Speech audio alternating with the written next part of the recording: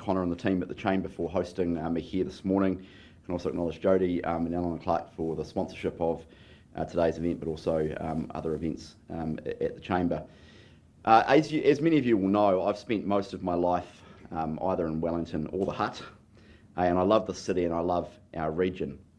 It does frustrate me that some people like to paint Wellington as only a public service town. The reality is, everyone in this room knows, is that Wellington is so much more than that, from innovative startups to creative industries to high-tech manufacturing, particularly in the Hutt. Wellington's got a huge role to play in our economic future.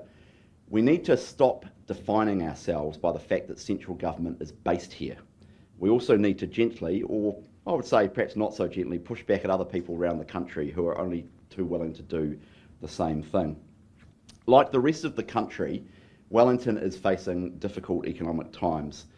We came to office with New Zealand in the midst of a prolonged cost of living crisis, as you all know, high inflation, high interest rates, and after years of profligate debt-fuelled government spending. Like all big parties, the morning after the night before hasn't been pretty. The hangover kicked in hard, and we are now grappling with cleaning up the mess. The good news is that we're making progress thanks to fiscal prudence from the government, orthodox economic policy that knows that salvation lies not in ever-increasing debt, spending and taxation, but the opposite. The recovery is underway, inflation is down, forecast to stay within the band, interest rates are down and are forecast to fall further. The budget forecasts GDP to rise to healthy rates of 3% in each of the next 2 years. Wages are forecast to grow faster than inflation. Budget forecast 240,000 more people will be in work in the next 4 years. But we know that many New Zealanders are not feeling better off now. My message is that over time they will, provided we stay the course. The recovery remains fragile. Global uncertainty has caused Treasury to peg back its forecasts, especially in the near term. The recovery is not in danger, but it is likely to be slower than previously forecast, particularly because of those international factors. As a government, we are trying to be straight with New Zealanders about the challenges that are facing our economy. We are trying to be straight with them about the need to get public debt under control and nurture the recovery. We are trying to be straight about carefully managing the public purse, making sure we're using taxpayers' money to pay for the must-haves rather than the nice-to-haves. Ultimately, a growing economy is the way we deliver higher living standards for everybody. Now, it hasn't been easy, but I am proud of our work so far in government. We are taking on big challenges. Whilst trying to secure the recovery in the short term, we are also laying the foundations for sustained growth in the medium and long term. I think we have to be honest with ourselves as a city and as a country. We have been slipping for years. Our challenge is not just about the last few years or even the last decade. If we're frank, we have low productivity growth, low capital intensity in our firms, low level of competition, challenges in attracting and retaining skills and talent, low uptake of innovation, and a growing tail of New Zealanders leaving school unable to read and write. My message to you is that stagnation and mediocrity is not our destiny if we make the right choices and if we have courage. So you'll have heard the Prime Minister this year talk about saying yes to things when we've said no in the past. That is critical for economic growth. It does mean taking on some tough political debates that we've previously shied away from. It does mean bold decisions which are difficult at the time, but which in hindsight look incontrovertibly as the right thing to do. Managed decline is only inevitable if we let it be. So today I want to talk to you about housing as a driver of growth. Now, one of the things I've been trying to emphasise since I became the Minister of Housing and a few other things is that housing has a critical role to play in addressing our economic woes. Fixing our housing crisis will help grow the economy by directing investment away from property. It will help the cost of living by making renting or home ownership more affordable. It'll help the government books by reducing the amount of money we spend on housing subsidies. At the moment, around $5 billion per year. As some of you have heard me say to people, that is 8 transmission gullies each and every year just on subsidising housing across the continuum. 8 transmission gullies per year. Over a 4-year budget period, that is 32 transmission gullies. It is a staggering sum of money. Most importantly, letting our cities grow will help drive productivity growth, probably our greatest economic challenge. It is an irrefutable fact that cities are unparalleled engines of productivity, and the economic evidence shows that bigger is better. New Zealand can raise our chronically low productivity rates simply by allowing our cities and towns to grow up and out. We need bigger cities, and to facilitate that, we need more houses. Growing cities means more opportunities for jobs, for higher wages, and for a better future. So last year I announced, partly here and then in other various speeches, I announced our Going for Housing Growth policy. We are focused as a government on getting the fundamentals of our housing market right. There's three key pillars of work. Pillar 1 is about freeing up land for development and removing unnecessary planning barriers. Pillar 2 is focused on improved infrastructure funding and financing to support growth. And Pillar 3 is about incentives for communities and councils to support growth, to try and change the political economy around housing. Pillar 1 around land supply is very important, probably the most important. Report after report and inquiry after inquiry from the Productivity Commission and other bodies has found that our planning system, particularly restrictions on the supply of urban land, are at the heart of our housing affordability challenge. We are not a small country by land mass, but our planning system has made it nearly impossible for our cities to grow. As a result, we have excessively high land prices driven by market expectations of an ongoing shortage of developable urban land to meet demand. Now, we've been working on the finer details of Pillar 1 since last year. This includes work on housing growth targets, requiring councils to live zone 30 years of housing demand, making it easier for cities to expand by abolishing rural-urban boundaries, strengthening intensification rules, new requirements on councils to enable mixed-use development, and abolishing minimum floor area and balcony requirements. Freeing up land is not enough on its own. We also need to ensure the timely provision of infrastructure. Pillar 2 is all about this. We are replacing, or we're going to replace, our development contribution regime with a new development levy system, which will increase the flexibility of targeted rates and strengthen the flexibility of the Infrastructure Funding and Financing Act. Our ultimate aim here is to make sure we have a planning system and an infrastructure funding system where growth can pay for growth. We need a flexible funding and financing system for infrastructure to match our flexible planning system. Details, to be honest, are highly complicated and very technical, but we're making good progress on it. I'm hoping to have legislation into the House in Q4 this year. There's extensive engagement going on with the planning community and local government and developers right now. Today, however, I want to focus on Pillar 1, which is about development capacity and letting our cities grow. Now, just bear with me for a minute as I explain to you what Wayne Brown calls RMA gymnastics, which is this complicated legal landscape that was before us when we came into government. So the last government introduced this thing called the National Policy Statement on Urban Development, known in the planning parlance as the NPSUD. That came in mid-2020. It was kind of dropped in the middle of the election campaign and no one really noticed, apart from a bunch of urban nerds. This is the legal mechanism that requires councils to allow greater density around rapid transit stops in CBDs and in metropolitan urban centres. The NPSUD is a good tool, and Phil Twyford, who was the Labour Minister who introduced it, deserves great credit for getting it through. I supported its introduction at the time, and I continue to support it, and in fact we've committed to strengthen it. Then in 2021, Parliament came along and legislated for the medium density residential standards. These are known as the MDRS. These are the rules that require councils to allow the development of three homes up to 3 stories on each site without the need for a resource consent. We campaigned on making the MDRS optional for councils rather than mandatory. We also campaigned on requiring councils to live zone enough housing capacity for 30 years of growth at any one time through housing growth targets. The intent was to give councils more choice about where growth occurred, not to stop it. Fast forward to when we came into government, councils across the country were in the middle of implementing expensive, long-running plan changes to adopt both the NPSUD changes and the MDRS. Almost all councils have now completed these plan changes, including here in Wellington. I signed off on the new Wellington District Plan last year, which significantly raises development capacity in Wellington. And there are already developers taking advantage of these new liberalised rules. I have to say, I tip my hat to the progressive majority on the Wellington Council who wrestled with the economically perverse and wrong-headed conclusions of the independent hearings panel and made the bold call to zone for more housing. The Wellington City Council rightly gets a bad rap for many different reasons, but on housing, they got it right. The three councils who have not yet completed their plan changes are Auckland, Christchurch and Waimakariri. As I say, our original policy was to let councils opt out of the MDRS laws, not the MPSUD, but we've come to the conclusion that allowing that to happen would require councils to go through yet another round of plan changes, and all of this with the knowledge that there are more fundamental changes to the RMA coming next year due to take effect in 2027.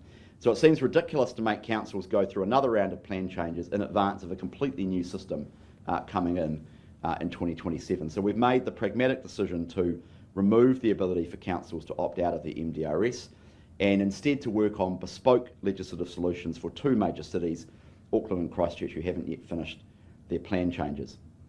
Just in relation to Auckland, if you'll indulge me for a moment, Auckland's intensification plan change has been underway for 3 years. Progress has been slow for many reasons, including the floods. The planning laws don't allow Auckland to downzone areas due to natural hazard risk, only to upzone them. Auckland Council asked the government to fix this problem. We are allowing Auckland to withdraw their plan change. The legal mechanism for that is an RMA bill currently before Parliament, recently reported back. But we're taking a couple of steps to make sure that we don't lose housing momentum in Auckland. Firstly, I directed Auckland Council to immediately bring forward decisions on the city centre part of the plan change process. The council met that requirement and notified those on the 22nd of May. The Auckland CBD plan could go further in my view. I do think it is a real missed opportunity, and in due course the council is going to have another look at it, particularly around the view shafts in Auckland, which eviscerate hundreds of millions of dollars of economic value. Secondly, the new law requires Auckland Council to progress a brand new law change urgently, notifying it by October, or 10th of October. This will allow them to address natural hazard risk and allow for more development capacity. But the plan change, the Parliament will direct the plan change to enable the same capacity or greater than the original plan change will, and it will also require greater density around the three key stations that benefit from the city rail link, Mount Eden, Kingsland and Morningside. It is nuts that we have the predominant part of the area around Kingsland train station where we're building $1 billion new train station zoned for single-storey housing. That is nuts. That is not how modern major cities operate, and it shouldn't be how Auckland operates, and after the plan change goes through, it won't be. This ensures that we get housing capacity increases in Auckland and we make the most of the CRL investment. I won't spend time dwelling on Christchurch, but it is, suffice to say, easier than Auckland, although still complicated. So with Auckland and Christchurch in the process of being sorted and other councils, including Wellington, having completed their housing plan changes, the new rules are now largely locked in until our new planning system takes over. This is a good thing. Either the MDRS or the capacity it unlocks is now in place across the country. That represents hundreds of thousands of additional potential homes for the coming years. The MPSUD has now been implemented, ensuring growth will be clustered around public transit hubs and key urban centres. It means that our cities will increasingly be shaped to reflect the way Kiwis actually live and get to work. These are big world-leading reforms. They are not perfect, but they are progress. And I think it's worth reflecting on the fact that we shouldn't take that lightly. I am really proud that these reforms are basically supported in a bipartisan way across Parliament. If you go all the way back through the history, National started the Auckland process with the Auckland Unitary Plan in 2016, following Auckland local government reform in 2010. The Auckland Unitary Plan has been closely studied internationally, and the evidence is clear in Auckland that rents are lower because of the Auckland Unitary Plan introduced in 2016. World-leading reform is exactly what we need to fix a world-leading housing crisis. We need to get as close as possible to perfect. That brings me to local government, and I acknowledge some of the local councillors in the room. It is an inarguable and sometimes uncomfortable fact that local government has been one of the largest barriers to housing growth in New Zealand. It took nearly 5 years for councils to implement the MPSUD and the MDRS. To say they dragged their feet is an understatement. In this time, Christchurch City Council just outright defied its legal obligations, voting to ignore the MDRS altogether. The last government used RMA intervention powers to make them do it. The council then spent years and a large amount of money arguing for special exemptions, ignoring clear directives from central government. Auckland Council wasn't much better. Yes, the Auckland floods caused delays, and yes, the cancellation of light rail had an impact on their plans, but they have used every excuse in the book to stall progress. And I'm convinced that if we hadn't come to an agreement on Plan Change 78, Auckland would still be dragging its heels, and many of these future homes would still be stuck on paper. Wellington is not perfect. It took the most high-profile district plan lobbying campaign in New Zealand history, and very committed councillors like Rebecca Matthews and Ben McNulty and others, to get a plan in place that actually supports and enables growth.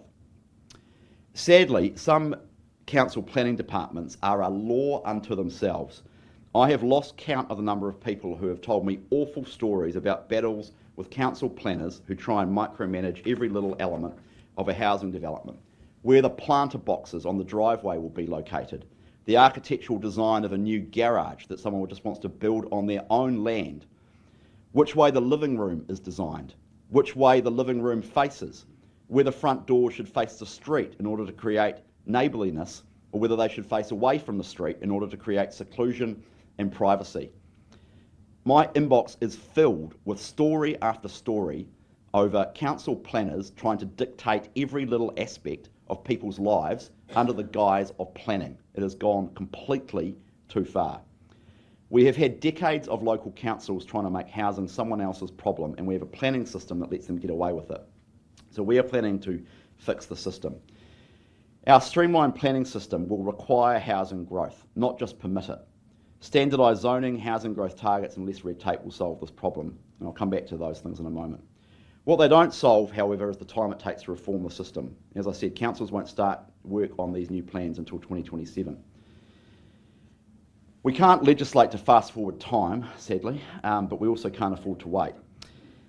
So that's why today I'm announcing a new tool in our growth toolkit. Cabinet has agreed to insert a new regulation making power into the RMA, allowing the government to modify or remove provisions in local council plans if they negatively impact economic growth, development capacity or employment. Prior to exercising this power, the Minister must carry out an investigation into the provision in question, consider its consistency with existing national direction and engage with the local council. We believe this strikes a good balance between the local and national interest. The new regulation power is an interim measure. It's intended to be in place until our new planning system comes into effect. We intend to add this power to the new RMA Amendment Bill currently before Parliament, which is expected to pass into law in the next few weeks. This is a significant step, but the RMA's devolution of ultimate power to local authorities just has not worked. And there may be people who say, why don't you just leave councils to it?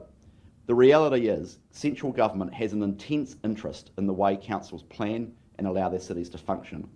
We bear the cost, all New Zealanders bear the cost of a failed and dysfunctional planning system. Ultimately, it is central government that shells out the $5 billion a year in housing subsidies. That is a direct result of a failed planning system. So it is in our interest, and I would argue we are more than justified in taking action to make sure that councils can plan properly. New Zealanders elected us with a mandate to deliver economic growth and rebuild the economy, and that's what the new power will help us do. We are not willing as a government to let a single line in a district plan hold back millions or billions in economic potential. If local councils don't have the courage to make the right decisions, we will do it for them. I've also got a few other things to say around Pillar 1 of our Going for Housing Growth plan, which, as the speech is entitled, is designed to embed a culture of yes in our country. Now, we intended for our reforms to be in place by now, but we have realised that as we move towards a more fundamental change to our planning system through the RMA, as I said, it would be too difficult and too confusing to do it right now. So we will be implementing Pillar 1 of our Going for Housing Growth plans into the new planning system, where it will form the heart of our reforms. It will be crucial for creating a more flexible and responsive housing market. We will be establishing ambitious housing growth targets for councils, removing hard urban boundaries to provide opportunities for development and strengthening intensification in the right places. These are bold and ambitious steps in solving our housing crisis. But the devil is in the detail, and the government does not have a monopoly on new ideas. So today I'm releasing a Going for Housing Growth discussion document and opening consultation into these changes. It's actually the first time New Zealanders will be able to have their say on our new planning system. It will help put the flesh on the bones of our plans to unlock more housing around the country. It's very technical, but let me just run you through a few of the key details. Our housing growth targets are going to require councils to enable enough feasible and realistic development capacity to meet 30 years of demand. We're proposing that each council will have a target for its urban environment, therefore excluding rural areas. We're also asking whether councils should be allowed to transfer a portion of that target between themselves by mutual agreement. That makes sense in a region like Wellington, for example, with, some would say, too many councils in the region. I'm not going to get into that debate today. Unlike now, councils will be required to determine their target using the same set of 30-year high growth projections from Stats New Zealand. Councils could choose to use a higher projection, but they can't choose to use a lower one. At the moment, it's a bit of a free-for-all. Councils take their own interpretation as to what the growth projections are. We're proposing to essentially standardise that and require them to use the same ones, high growth. We're also proposing a contingency margin of 20% on top of those projections. We'd rather have an oversupply of houses rather than an undersupply, and the margin helps protect against that. We're also proposing a strictly controlled set of steps to calculate the target. We're especially keen to hear feedback on whether or not this is the right approach. Let me talk briefly about standardised zoning. In the new system, this is going to be a key mechanism we'll use to strengthen and embed housing growth targets. Through the RMA reform process, we are going to adopt standardised zones for the country. It might surprise you to learn that New Zealand has over 1,400 different zones around the country. Christchurch City alone has over 250 different zones for one city. Japan has 9 for the whole country. Now, we're not going to be Japan anytime soon, but can we at least split the difference somewhere between 9 and 1,400? Just think about the level of complexity and the detail that requires in terms of planning. So the new RMA reforms are going to adopt standardised zones. And it essentially will turn plan making into a paint-by-numbers exercise for councils. So there'll be a range of pre-designed zones for councils to use, like CBD zones, medium density, single house zones. Government will set the technical requirements for each zone, but councils can choose to apply them and where to apply them. This presents huge opportunities for housing growth, makes the targets more impactful, easier to implement, and much more transparent. Right now, councils spend months and thousands of dollars modelling capacity in their plans. With standardised zones, there's opportunities to assign clear capacity assumptions for each zone. We can standardise capacity modelling as well. So there's huge potential for time savings and cost savings. And it'll make plan changes faster and simpler, ensuring we can bring in housing capacity as quickly as possible. We're also considering agile land release mechanisms to bring development on quickly without requiring a full plan change. So we're looking at whether or not plans will be required to specify triggers to release land around infrastructure availability, developing and agreeing a detailed development plan, or indeed land price indicators, which would be a sophisticated mechanism, complicated, but a sophisticated mechanism to force land release. We're also considering whether we might need to provide strengthened requirements for councils to be more responsive to unanticipated development proposals with less discretion for councils around how to respond. We have agreed as a government to remove councils' ability to impose rural-urban boundaries in their planning documents. We're proposing that the new resource management system is clear that councils are not able to include a policy, objective or rule that sets an urban limit or a rural-urban boundary in their planning documents for the purposes of urban containment. This idea that we can draw a ring around our cities and say you can build there but you can't build there just artificially forces up land prices and therefore house prices by planning fiat, and it's got to go. Ultimately, creating competitive and efficient land markets requires creating responsive land markets. If we get these proposals right, over time they will deliver development-ready land for housing exactly when the economics are right. And that's ultimately what we are all about, letting the economics drive development rather than council planners. There's a range of other questions in the document that I'm releasing today, including how we strengthen intensification requirements around public transport corridors. We're setting a clear definition about what rapid transit is, so we don't end up with this ridiculous debate like we had in Wellington about whether the Johnsonville train line is rapid transit or something else. We might settle that debate once and for all, maybe.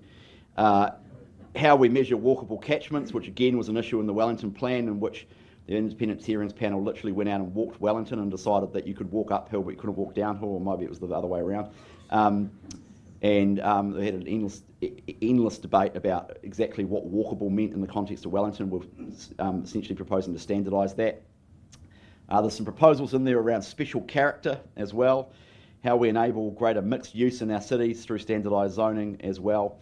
Consultation's open on this document and is going to run until the 17th of August. I want to make it clear it's a separate process to what we're doing through the existing national direction consultation process that's underway right now. It's a separate process, but open around the same time. But the intention is that the feedback will feed into our resource management changes, for which we're hoping to have legislation in the House later in the year.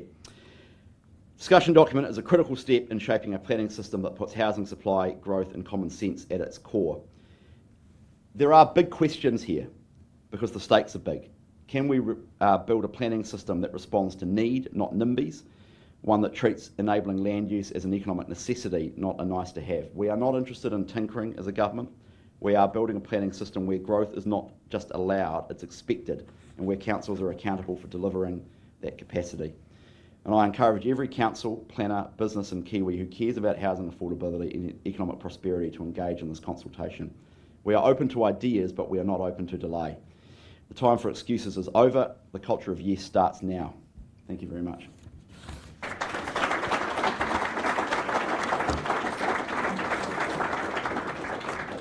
Happy to take questions from anyone, including the councillors.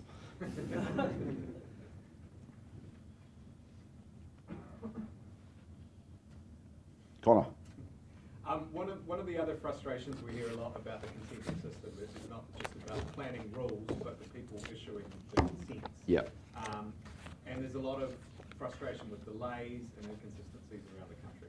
Have you given any thought to whether you might look at the private sector or a national body or perhaps regional bodies to sort of speed up the other end of the process, which is, I think, something that a lot of people can relate to as a great frustration as well? Yeah, Chris Pink's, in relation to the building consent stuff, Chris Pink's looking at some of those issues around the country. The great challenge with, people often say, oh, we should have a national body, but the danger is if the national body's terrible, then everyone's subject to the same terrible conditions.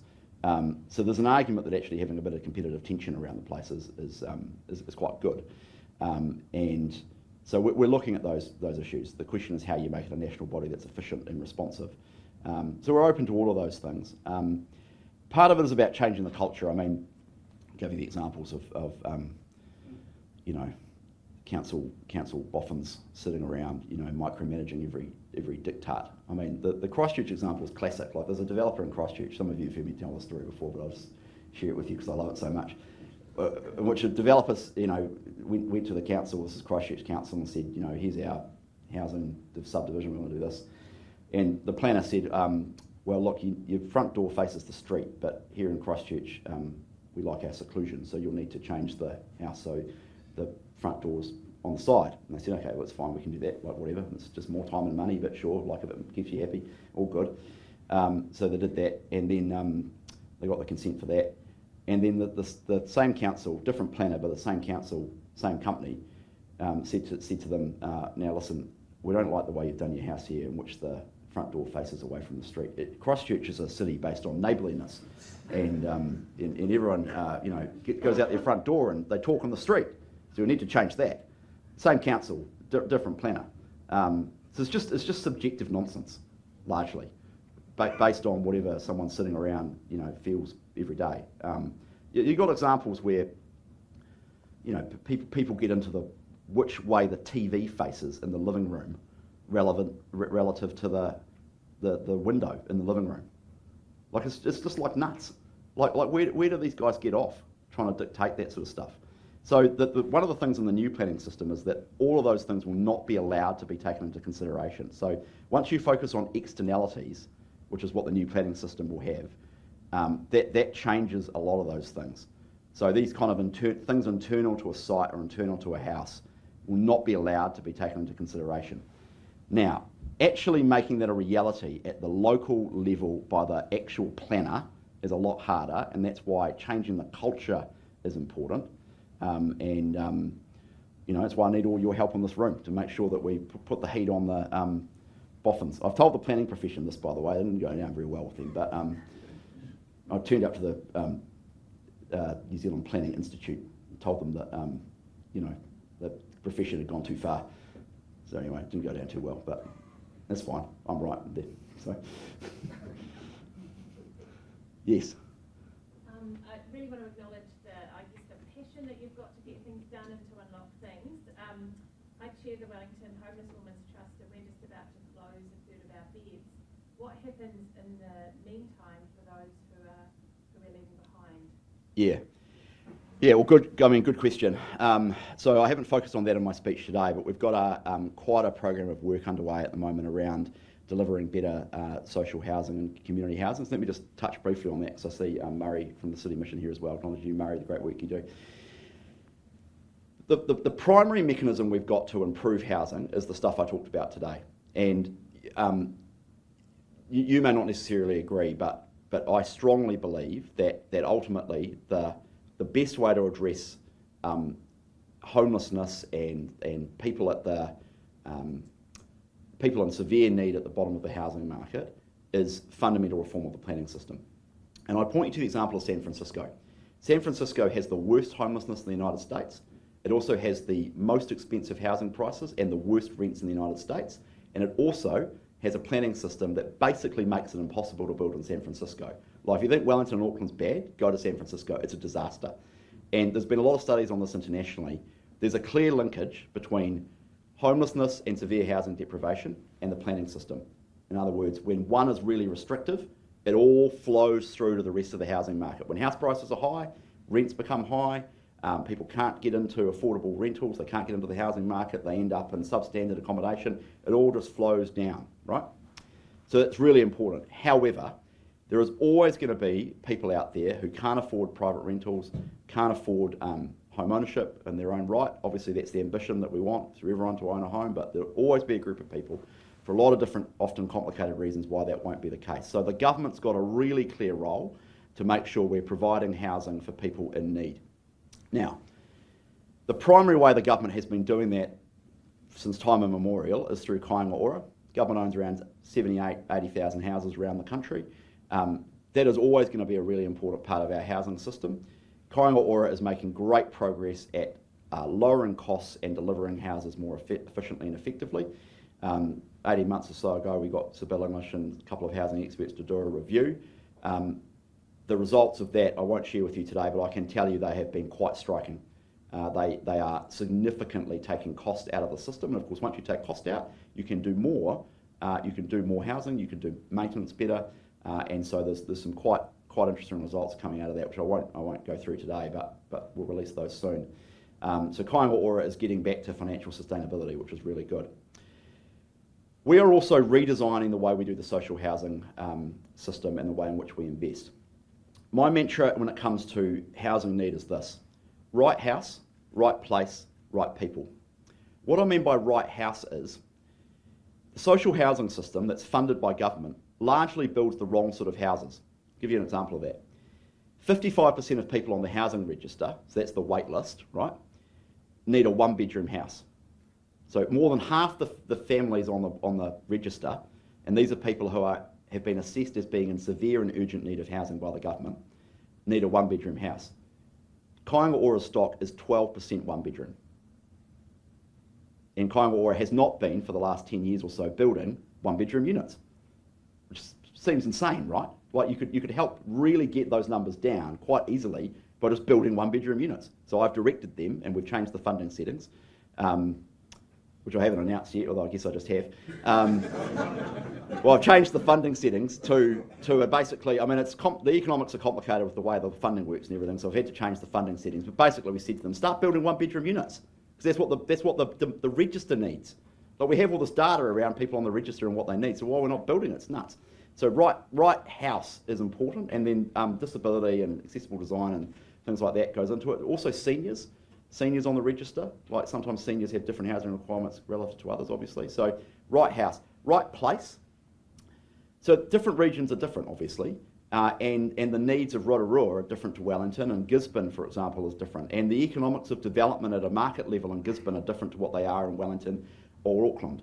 And at the moment, the system takes a very one-size-fits-all approach. Frankly, to be honest, the last government just kind of chucked hundreds of millions of dollars at housing and housing subsidies, and you know, kind of hope for the best with Kāinga Ora. We didn't build necessarily in the right place. So building on the right regions, focused on what those regions need, is important.